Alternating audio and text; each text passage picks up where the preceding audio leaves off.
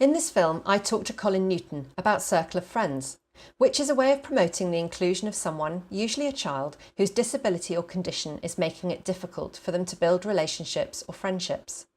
Colin and his colleague Derek Wilson have been teaching this method for over 20 years, and so I was very fortunate to have the opportunity to learn about Circle of Friends directly from Colin. I do challenge Colin on some of the concerns I think you may have about the process, so hopefully we'll answer those concerns over the next 10 minutes. Enjoy the film.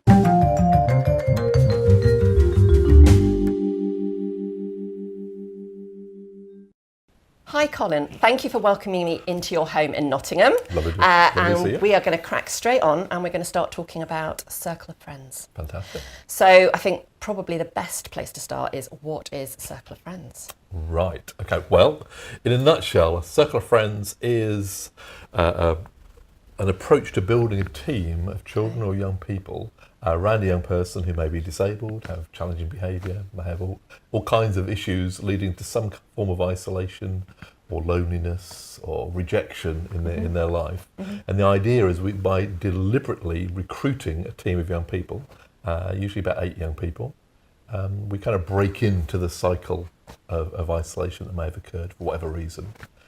So we recruit, we build by building empathy with young people, mm-hmm. and they form a team who meets weekly with the young person to figure things out, to problem solve with the young person.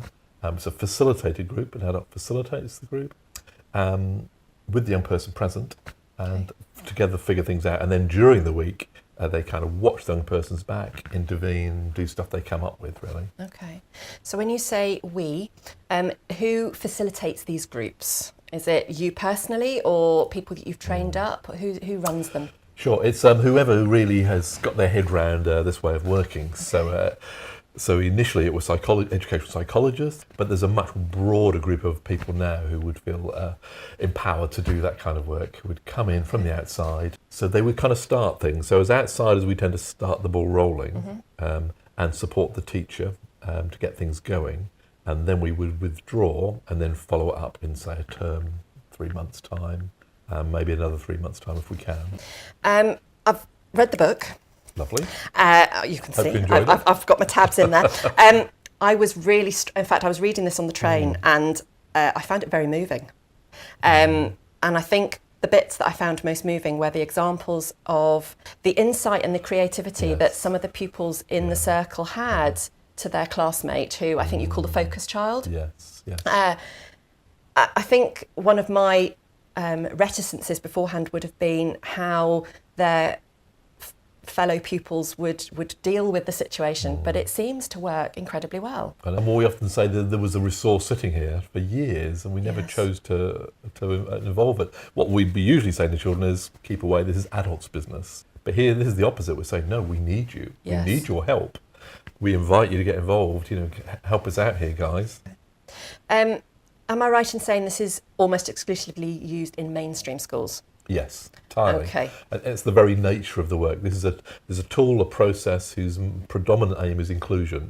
The only way you could use it in a special setting would be to be part of that young person leaving the special setting or part of their strengthened social inclusion from the special setting. Yes.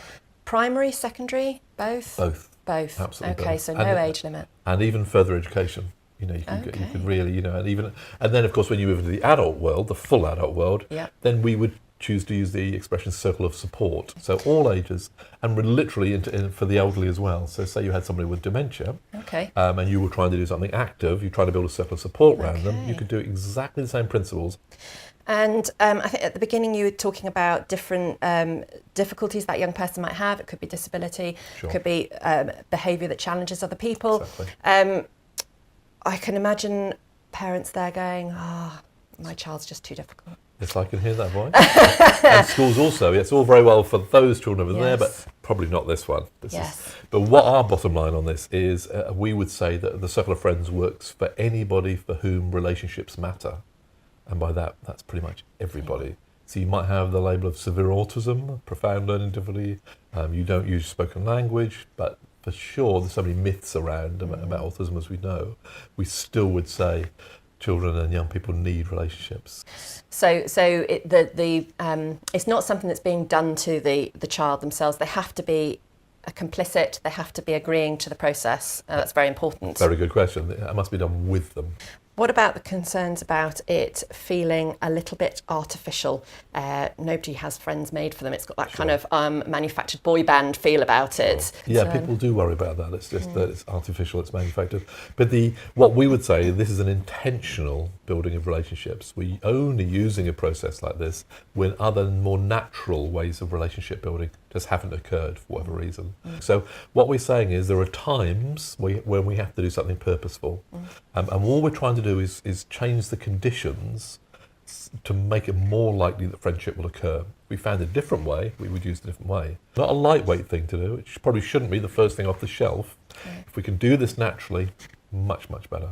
Okay.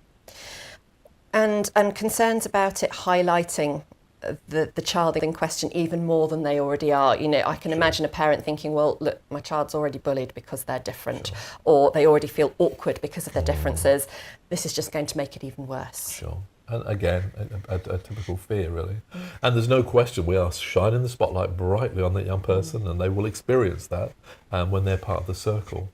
So again, it's not a lightweight strategy, but we're doing it because they're already different.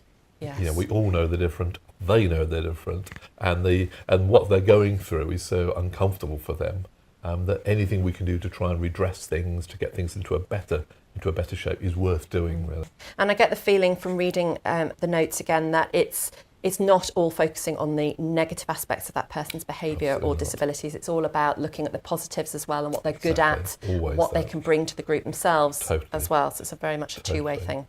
And it's very much, and we're very much interested in that person-centred principle of focusing on the gifts and the capacity that those children are bringing into the circle.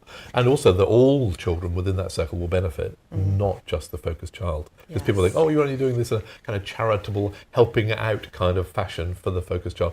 Not so at all. Almost from the very outset, every child is benefiting from being part of a trusting circle that's problem-solving. Apart from helping to improve that the focused child's friendship circle, etc., are there any more long-term ongoing benefits for that focused child?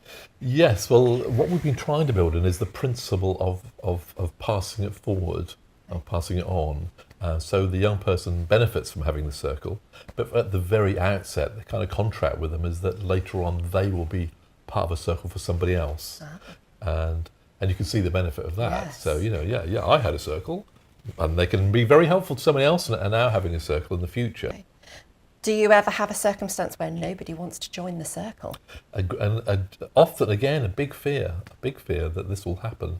But if you build the empathy correctly, if you do the whole class session or the whole year group session correctly, the empathy building is such a powerful thing to do with young people that you always seem to get volunteers. It's quite amazing, actually.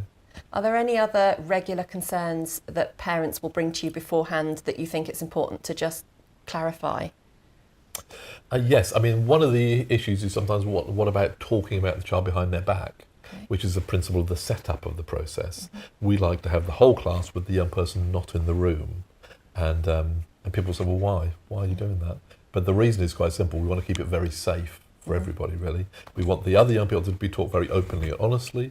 We want to build empathy with them, but we particularly want to protect them for what young people might inadvertently say out loud. But we do revisit what is said in the big session, in the first circle meeting. As one way of so no secrets. Overcoming that. No secrets. It's all come back to. Yes. But in a managed way. Yes. So having heard everything we've spoken about, if there's a parent now who thinks, that sounds like that could work for my child. Yes. How do they go about setting the wheels in motion? Indeed, a very good question. Because the best parent in the world can't run the circle of friends in the school for their own child. That's never going to happen. So what they can do, what they need to do is approach the school, find out first of all, have they ever heard of the approach? If they haven't, point them in the direction of online resources. I mean, obviously our website's got Yes, plenty and on we'll it. put the details of that at the bottom of Fabulous. And there's obviously the book, there's video resources people can look at the school end. So there's no excuse for the school, really. We could even point you in the direction of other schools using this approach and what they say about it. So there's going to be a bit of a persuasion job from the parent if the school don't initially bite. And they would need to talk up the advantages. They would need to be very clear on the aims of the circle, which, remember, are about building a network around the child, building a team around the child, reducing challenging behaviour if that's the issue, building a kind of a sense of allies around the young person, and strengthening their inclusion. So it's good for the parent to be very fluent on those aims. The other thing they may bump into is resistance from the school around freeing up other children to do this kind of work. When's it going to happen will be a big question. We would always say, well, where are some times that would work best? So the parent needs to get the school on board with them, share the aims, encourage the school to have a look at this approach. And maybe just say to them, what about giving it a try? Giving it a pilot maybe. Yes. That kind of language will be helpful in persuading a school to give it a first try.